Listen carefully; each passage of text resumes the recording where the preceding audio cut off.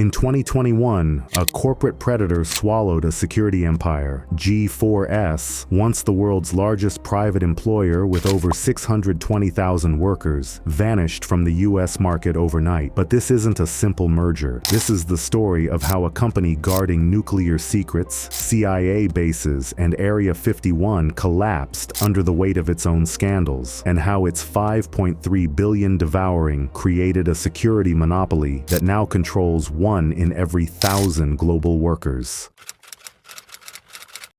G4S wasn't born, it was assembled. Its DNA traces to 1954 Miami, where ex-FBI agent George Wackenhut built a shadow empire. By the 1960s, Wackenhut guards patrolled Cape Canaveral missile sites while compiling 4 million dossiers on suspicious Americans during the Red Scare. Their client, the US government, their legacy, a privatized surveillance state. We did things you don't want your mother to know about. Wackenhut International Operations Director Ernesto Bermudez, 1980s. When G4S bought Wackenhut in 2002, they inherited more than contracts. They absorbed CIA connections, Latin American death squad ties, and a playbook for privatizing war. Within years, G4S mercenaries were disarming landmines in South Sudan and guarding Baghdad's Green Zone, a corporate army operating where governments feared to tread.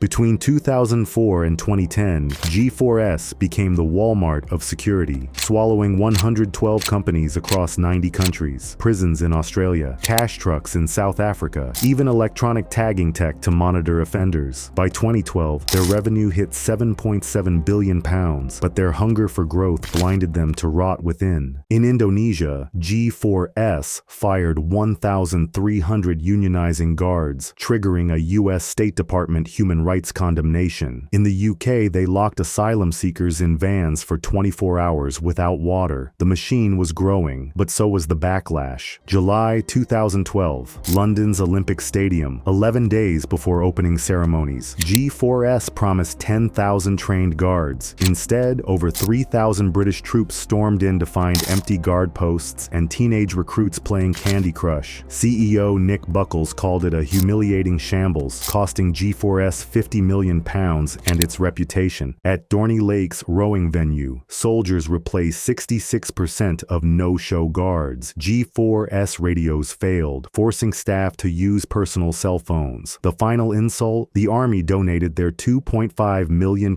bonus to charity. While G4S collapsed in London, its US arm thrived on ICE detention contracts. Migrants transported in windowless hell vans, shackled until they vomited. Guards at the Pine Prairie facility earned $9 per hour, while G4S billed taxpayers $140 per night per detainee, pocketing huge profit margins. In 2016, Orlando Pulse nightclub shooter Omar Mateen, a G4S guard for 9 years, slaughtered 49 people. Despite FBI warnings, psychological test fraud, and co-workers reporting his Al-Qaeda boasts, G4S kept him armed. Why? $1.3 billion in US government contracts. G4S's darkest chapters weren't confined to the West. In South Africa's Mangang prison, guards electroshocked inmates into compliance. In Israel, they equipped checkpoints dividing Palestinian villages. When Archbishop Desmond Tutu demanded boycott, G4S vowed reform, then kept servicing Israeli prisons until 2023. When private firms monopolize safety, profit trumps human rights.